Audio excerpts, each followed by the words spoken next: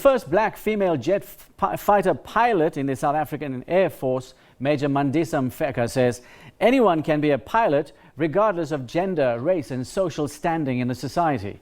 She was encouraging young people to venture into aviation at the International Civil Aviation Day and Airshow at the Gateway International Airport in Polokwane. Our reporter Mike Maringa is there and has been bringing us the action. Let's cross back to him live. Good afternoon, Mike. What can you tell us? I see the minister is with you. Good afternoon, Mahindra, and good afternoon to our viewers. You are indeed correct. Minister Fikile Mbalula is here with us, but for the purpose of this interview, we have agreed, me and him, that I can call him Oga because of his attire. Let me also indicate that Oga Mbalula was busy addressing thousands of learners here. These are the people who came for career exhibition. There are a lot of opportunities in the aviation world, but unfortunately, because most people who are coming from rural areas are not informed. But today, at least, they got a message to say that it's not over. Even if you are from a poor background, you can still make it. We are now celebrating 75 years of aviation, connecting the world for 75 years, Minister Mbalula. Is that enough? How far have we gone in trying to make sure that the black community and the women in general are part of this 75th anniversary? Well, thank you very much. The point about the 75th anniversary recognizes the fact that in the past 75 years, the world have moved, quite closer globally, and aviation have contributed in ensuring that the connection among nations, people to people, has actually become smarter and easier through aviation. So it's an important sector. In relation to South Africa, there will be a great disparity in terms of transformation. And transformation does not relate to a replacing of a particular race with the other. It's a recognition that the majority have not been part of the space over a period of time. And we need to do everything in our power to ensure that they become part. It starts with women, and then it goes up with everybody else to ensure that they are there in terms of pilots, air traffic control engineers. That is an important space.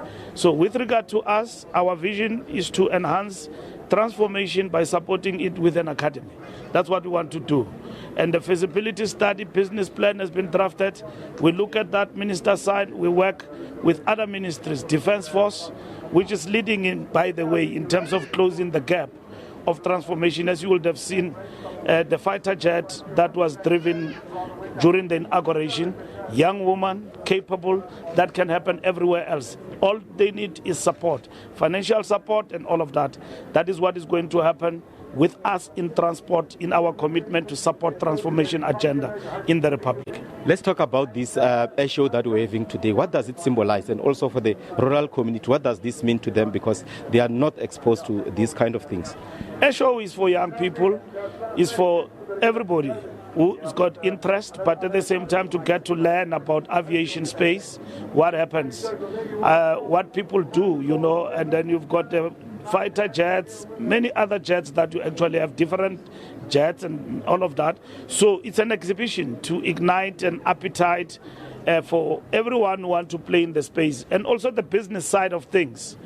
People need to be educated about that. So exhibition in their very nature, irrespective whether it's about raising awareness but igniting the appetite. But over and above that, the target is for the peoples and the students in the schools, so that they get to be aligned and find this space as an important space in which they can be inspired to become pilots, everything else around them.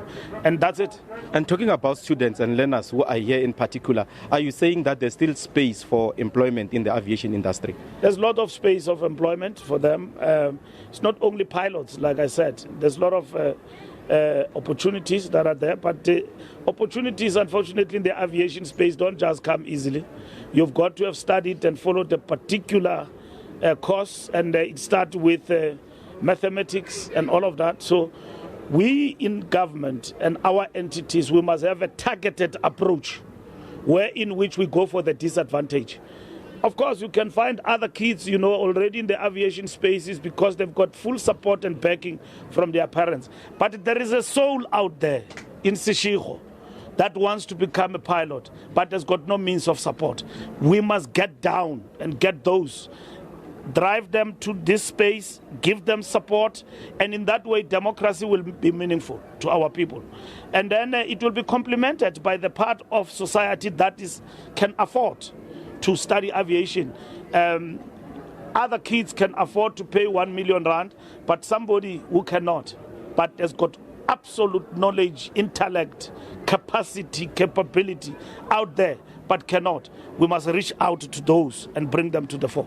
Before I let you go, Minister, can you confirm that you'll be in one of the planes and you'll also land on a parachute before we leave here? That is possible with razzmatazz. You know, Mbawizi, anything is possible. Parachute, anything, air traffic control, that's it. I like to walk the talk. I didn't come here because I'm a master of transport, but I came and I'm put here. I've got to study, learn, be advised, but I need to inspire. I can't be into something and I'm just lukewarm, hishy. I've got to be higgy there. That was the Minister of Transport, Razmatas, indicating that chances are that he might land on a parachute today or in one of the pilot jets or whatever. So we'll be sticking around to see if what Minister is promising us will prevail or will happen today. And for now, it's back to you in the studio. Well, thank you very much indeed, Mike. I'm sure Minister Ugo Razmataz is going to be trending once again. That was our reporter, Mike Maringa.